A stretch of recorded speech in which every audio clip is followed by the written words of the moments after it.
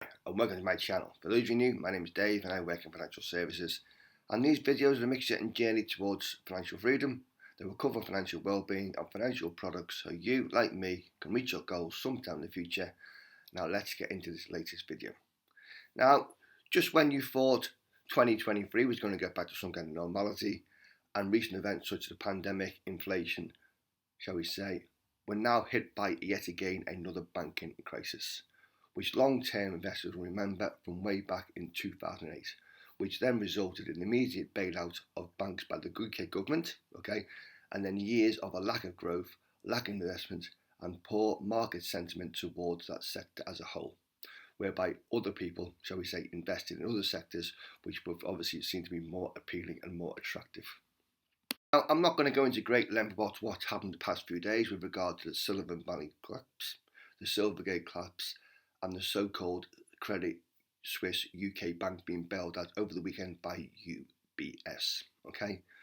The so-called, shall we say, SVB Bank was the 16th largest bank in the US at the time of recording out of 4,157 banks on the last quarterly banking report. But it was restricted to certain individuals with what we call a high net worth in the economy.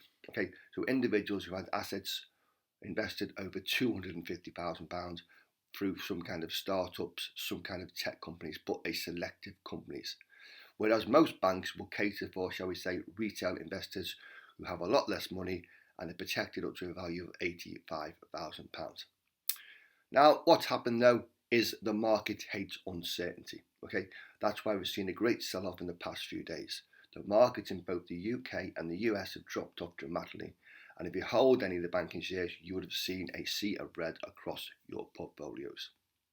Now, with regard to the four main banks in the UK, Barclays was down 11% on the last week, NatWest 10%, Lloyds 8.5%, and HSBC was also down again.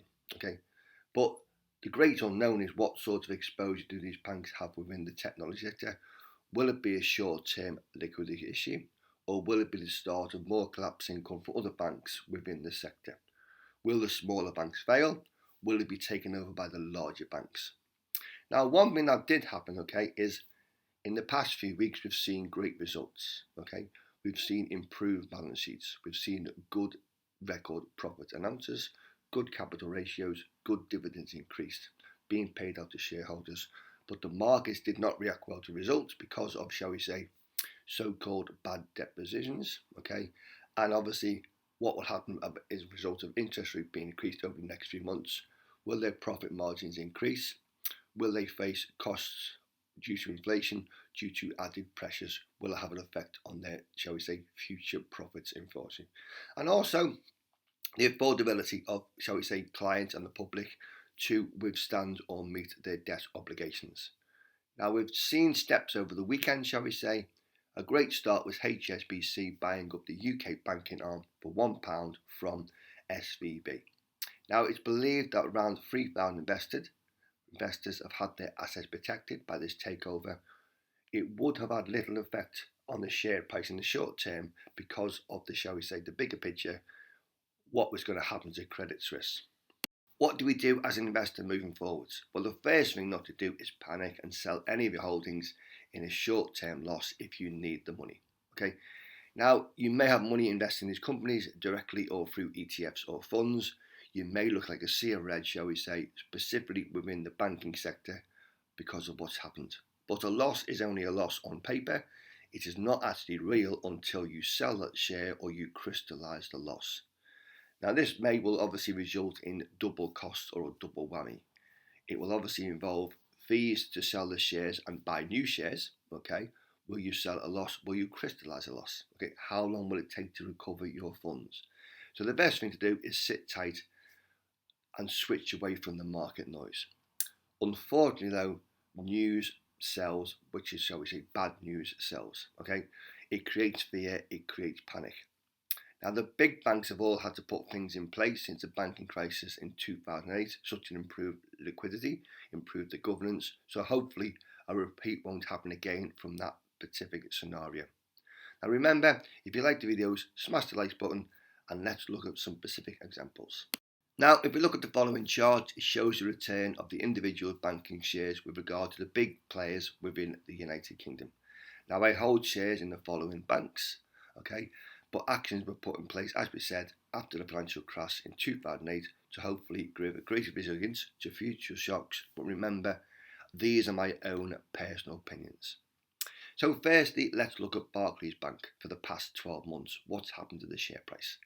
Now, the share price has had a downward trend in the past few days, but recent results in February showed the bank to be in a very good position. It made a pre-tax profit of 7 billion, earnings per share of 30.8p. It increased its annual dividend to 7.52p, which is a yield of 5.2%, and it has a capital ratio of 13.9%, well above the limit set above the banking regulator. Okay, and it also announced a share buyback around about £1 billion. Now the actual price at the moment is down to about 140, well below its net asset value, which is currently £2.95 a share. So could it be seen as a bargain buy? Okay.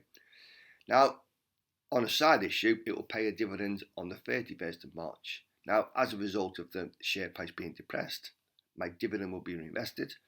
Will it then give me extra shares because it's a reduced lower price? Okay, but it's a class example. A share is trading well below its net asset value, so could it be seen as a buying opportunity? Let's look at Lloyds Bank again for the past 12 months. We can see the shares have had a downward trend in the past few days, but again, recent results in February showed the bank to be in, yet again, another very good position. It made pre-tax profits of 6.9 billion, earnings per share of 7.3p, and it increased its annual dividend to 2.4p, which is a yield of 5.2 pence. It has a capital ratio of 14.1%, again, well above the limits set by the regulators, and it has announced a share buyback of £2 billion over the shares.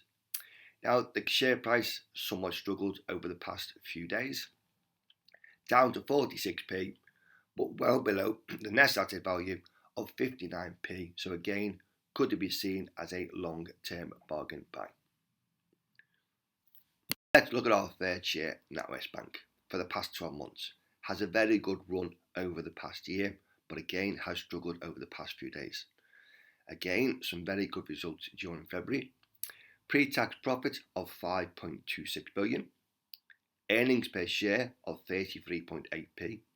It increased its annual dividend to 13.5p, which is the yield of just over 5%, and it has a capital ratio of 14.2%, well above the limits again set by the regulator.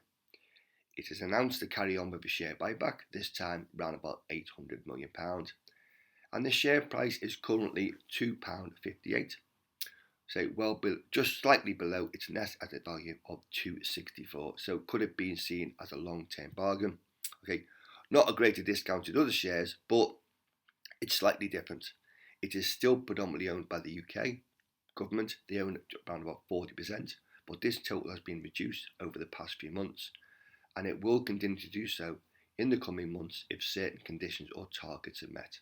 But again, share price is below its net asset value. Finally, on to our last share of note, HSBC. Although listed in the UK, more of an overseas bank, and we can see the shares have had a very good result over the past 12 months, probably the best performer out of the four banks, but obviously hampered through the past few days.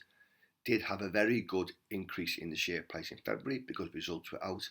Okay, they announced dividends will be increased. Okay, they will pay a special dividend next year when banking operations are, shall we say, sold over in Canada. But recent results showed the bank to be in a very good position. It made pre-tax profits of 17.5 billion in US dollars. Okay, it's giving a yield of 5.2%, and again, it will pay a special dividend. Has a capital ratio of 14.2%, and again, well above the limits. Now, it will do a share buyback program, and it will also, shall we say, reinstate quarterly dividends, and the share price at the moment is 542 pence. the chart I've highlighted, shall we say, is some kind of short-term blip. But remember, ride out short-term news, okay? There are some things you can do which is out of your control, okay? Getting rich by investment is not a get-rich-quick scheme, okay? You will have good months, you will have bad months, you will have good years, you will have bad years. But it is how you will react that makes you a better investor. Now, with regard to the past few days, as we said, it may be certain parts of the portfolio is seeing a sea of red, but switch off the noise. Now, I do a month-end valuation. Now, that valuation may well be lower because of what's happened during this month, but we have no immediate plans to sell our current holdings, and we will intend to top up certain shares at the start of April when the new tax year starts, as we see it as a great buying opportunity. And with regard to the banking shares, it will pay nice dividends. Let's just say Barclays at the end of March, okay, NatWest, HSBC, and Lloyds over in April and May, and it will all be invested into the companies which will then increase great dividends over the next few years. And remember, it's about long-term investing, so try and ignore short-term reaction and events. You will only drive yourself mad looking at prices several times a day. You cannot control, shall we say. Remember, time in the market is much better than time in the market. Now, I personally log into my account to see a headline figure, or I may read the daily news, but it doesn't affect my impact on my investing plans. You cannot react to market conditions, shall we say, or it will make you a better investor, okay? As a long-term investor, we've seen these events before, okay? And we will no doubt see them again in the future, but you will meet your investment opportunities and objectives if you create a long-term plan. So I certainly see this as a buying opportunity. Do you consider the same opinion? Now remember, if you like the videos, smash the like button, subscribe to this channel, and we'll see you again in the next video.